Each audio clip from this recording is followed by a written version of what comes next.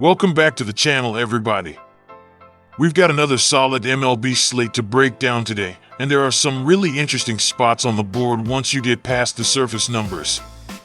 I'm going game by game, breaking down the pitching, the matchup, the park factors, and the plays that stand out the most to me. Let's get right into it. We start with Dodgers and White Sox, and this is one of those games where the market is telling you the Dodgers are clearly better, but the price is making it tough to get involved on the side. Los Angeles still has the best lineup in baseball, and that matters. Even if they're not at full strength, they can still pressure pitchers from top to bottom in a way very few teams can. The issue is that laying that kind of number on the road is never comfortable, especially when the opposing team has been stronger at home than people want to admit. Chicago has actually been very respectable in their own park, and they've shown they can score enough at home to make games uncomfortable. If the starting pitching doesn't completely hold, this one can get moving quickly. For me, the only side I consider is the White Sox at plus money, but even that is just a lean. My best pick for that game is the over. With the way both lineups can get after it and the conditions looking decent, I think runs are the strongest look here. Next up, we go to New York against Toronto. This is a game where I like the Yankees more than the market might suggest. Well, Warren has been solid, and when he's on the mound, the Yankees have generally been in a good spot. He's not an ace, but he's been effective enough to keep them competitive and give the team a chance to win. On the other side, Patrick Corbin has shown some signs of being serviceable in limited stretches, but the bigger picture still says he's a pitcher I don't want to trust against a lineup like New York's. The Yankees have handled lefties better this year, and that matters here. Toronto has been okay at times, but they're still pretty average overall and not a team I want to rush to back against a better club on the road. Even with some injuries, New York still finds ways to win games, and that's what I care about in a spot like this. My best pick here is Yankees moneyline. That's one of the cleaner sides on the board for me. Now we move to Colorado and Oakland, and this is one of the trickier games of the day. The Athletics have been playing in a strange environment, and that always makes pricing a little more volatile. They've shown they can score in bunches, but the number is getting inflated fast, and at this price I'm not excited about laying juice with them. The Rockies have been inconsistent all year, but this is the kind of spot where the underdog price starts to become interesting. In a ballpark like this, where one big inning can change everything, I don't want to lay heavy money with either side. The total is also in a range that makes me think the market is expecting offense, and that's not crazy. But because this setup is already so noisy, I'd rather just take the plus money and look at the dog. My best pick here is Rockies moneyline. If I were playing anything else, I'd also look at the over, but the side is where I land first. Next, Tampa Bay takes on Los Angeles, and this is one of the ugliest games on the card from a betting perspective. The Rays are still the better team overall, but the road split matters. They've been much more trustworthy at home than away, and that makes it hard to back them with full confidence here. On paper they should be the better side, but the road performance keeps me cautious. The Angels are still the Angels. That's enough said in a lot of cases. They've got some talent, but the overall consistency just hasn't been there, and I'm not rushing to bet them either. This is one of those games where I understand the case for Tampa Bay, especially in a bounce-back spot, but I don't love enough to get aggressive. My best pick for this game is Rays moneyline, but this is more of a pass than a best bet. Now to one of the best under spots on the board, Detroit against Cleveland. This game has all the ingredients for a low-scoring matchup. You've got two pitchers who can keep things under control, two lineups that have been inconsistent, and weather that could make offense even harder to come by. Detroit has been showing some signs of life offensively, but they're still not a team I'm ready to trust in a shootout. Cleveland is in a similar position. They can be competitive, but they haven't been a group I want to back for a big offensive breakout. This is exactly the kind of AL Central game that can turn into a 3-1 or 4-2 type of grind. If the weather is even a little bit ugly, that only helps the under case. My best pick here is under. This is one of my favorite totals on the board. Next we have Padres versus Orioles, and this is another one where the total feels more attractive than the side. San Diego has been disappointing offensively for stretches this year, but they still have real bats in the lineup, and when those guys start heating up, they can score quickly. Baltimore has also shown plenty of offensive ability, and the park conditions here can help things move in the right direction for hitters. The pitching matchup doesn't scare me enough to avoid the over. You've got one starter who hasn't fully settled in and another who can be hit when things get away from him. Add in the weather, and this feels like a spot where the scoreboard can get active. The side is tougher. I can see arguments for both teams, but I don't love either enough to force it.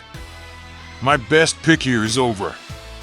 That's the strongest way I'd play this matchup. Now for Cardinals versus Twins, and this is a game where I really like the St. Louis side. Taj Bradley got off to a hot start this season, but lately the form hasn't been nearly as convincing. He's been giving up runs, losing command at times, and the Cardinals are a team I want to back against a pitcher like that right now. St. Louis has been swinging the bats well against right-handed pitching, and they've shown enough quality in June to make me believe they can do damage here. The bigger problem for Minnesota is the bullpen. Even if Bradley gives them a decent start, I don't trust what comes after him. That's where this game tilts in St. Louis' favor for me. Michael McGreevy hasn't been perfect either, but I trust the Cardinals' overall pitching structure much more than I trust the Twins right now. So my best pick here is Cardinals moneyline. This feels more like a fate of Minnesota's pitching than anything else. Next up, Cincinnati takes on Arizona, and this is another spot where I think the home side is live. Andrew Abbott has been solid, and I do respect the way he's been pitching lately. He's been giving the Reds chances to win, and that matters. But when you look at the bigger picture, I think the matchup still favors Cincinnati more than people might realize. Zach Gallen has been dealing with some real issues recently, and that's the concern. He hasn't looked like his usual self, and Great American Ballpark is not the kind of place where I want to trust a struggling pitcher to suddenly clean things up. Arizona's offense also hasn't been all that reliable lately, which makes it even harder to feel great about them on the road. The bullpen edge isn't as strong for Arizona as it used to be either. That matters because if Gallen gives up damage early, the game can get away from them quickly. My best pick here is Reds moneyline. I think Abbott keeps them in it, and Gallen is the pitcher I trust less in this spot. Now we go to Boston against Texas, and this is a very interesting Sunday night baseball type of game. Nathan Eovaldi has had a few rough patches lately, but I still like this matchup for him more than I like Connolly early on the other side.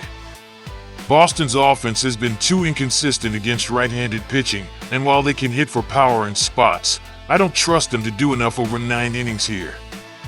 Texas has been much better against lefties recently, and that gives them a good path to scoring. Their lineup has shown the ability to make contact, create pressure, and punish mistakes when they get them. That's important against a young arm like Early. The other big edge is bullpen quality. If this game is close late, I want Texas. Their bullpen has been excellent in recent form, and Boston's relief group just doesn't give me the same confidence. My best pick here is Rangers moneyline. I also think Texas has the better late-game structure, which makes this a very playable side. Next up, Miami and Pittsburgh, and this is probably one of the best pitching matchups on the board. Paul Skeens is obviously special. When he's locked in, he can make any lineup uncomfortable. But the issue with Pittsburgh is that Skeens has been pitching well without getting rewarded enough. The team around him has been too inconsistent, and that's a problem when you're laying trust on the Pirates. Max Meyer has quietly been really good for Miami. He's been efficient, he's been getting results, and the Marlins as a whole have been playing better baseball than Pittsburgh. That matters a lot in a spot like this. I know the Pirates have the more recognizable ace, but I'm still not eager to back them given how shaky the team has been lately. Miami is the better side for me based on current form, and I think they have enough pitching to keep this game under control. My best pick here is Marlins moneyline. This is more about backing the better team right now than fading Skeens himself. Now we move to Washington, where the Mariners take on the Nationals. This is another game where I like the road team.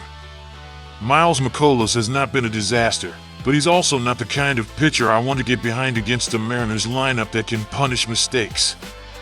Seattle's offense has been decent enough against righties lately, and if McCollum gets hit a little early, that can change the whole shape of the game. On the other side, Emerson Hancock has been settling in well. He's coming off a strong outing and has shown enough to make me believe he can handle this matchup. Washington has been better than expected in some spots this year, but at home they've not been nearly as reliable as they've been on the road. That's the key for me. Seattle has the better overall profile here, and I think Hancock gives them a more stable starting point. My best pick is Mariners moneyline. I like Seattle to close up the series. Next up, we get Cubs and Giants, and this one leans towards San Francisco for me. Logan Webb at home is a tough assignment. He's one of those pitchers who can control the game, keep traffic down, and make opposing lineups work for everything they get. That's a bad sign for a Cubs team that has struggled to put together consistent offense away from home. Colin Ray has really had issues on the road. That's the part that stands out to me the most. Once you start seeing repeated poor road starts, it becomes hard to ignore. San Francisco has been swinging the bats better against righties lately, and if that continues, I think Webb has enough support to get the job done. The Cubs' bullpen and offense have both been uneven enough to keep me off them here. My best pick is Giants moneyline. That's a solid home spot for San Francisco. Now to Houston against Kansas City. This is a game where I trust the Astros more. The Royals have had some nice stretches, but they've also been streaky, and that makes them hard to back with confidence. Stephen Keck has been solid enough, and I don't want to overreact to one average outing, but the Astros are still the more dependable side. Spencer Arrighetti has also been good enough to trust more than people might think. Houston tends to back him up well, and that matters when you're comparing these two teams. The Royals can make contact, but they haven't been consistent enough to scare me off Houston. If this game turns into a bullpen battle, I like the Astros even more. My best pick here is Astros moneyline. They're the more stable team in this matchup. Last one on the slate, and this is a really good game with a lot on the line. The Braves are the better team, and I like them here. Bryce Elder has been good enough to give them a chance, and Atlanta has been strong enough on the road to make me comfortable backing them in this spot. The Mets have had some decent moments, but they just haven't been as reliable overall. Freddie Peralta has had some trouble lately, and the Braves' offense has enough quality to make that matter. Even if Atlanta doesn't explode, they're still the side I trust more in a game like this. Their bullpen is also a major plus late. My best pick here is Braves moneyline. I think Atlanta gets it done. My strongest leans are probably Cardinals moneyline and under in Tigers versus Guardians. These picks that feels the cleanest to me because I trust St. Louis offense more, and I trust Minnesota's pitching less. Bradley has been too shaky lately, and I think that gives the Cardinals a real edge, and in Tigers versus Guardians the pitching matchup, the offensive profiles, and the weather all point in the same direction.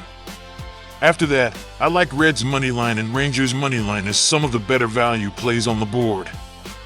Those are the next two I'd circle if I were keeping the card smaller. So that's where I'm landing today. If you enjoyed the video, make sure to like, subscribe, and share it with somebody who's betting these games tonight. It helps the channel a lot, and it lets me keep bringing you these daily picks and breakdowns. And I'll catch you in the next one.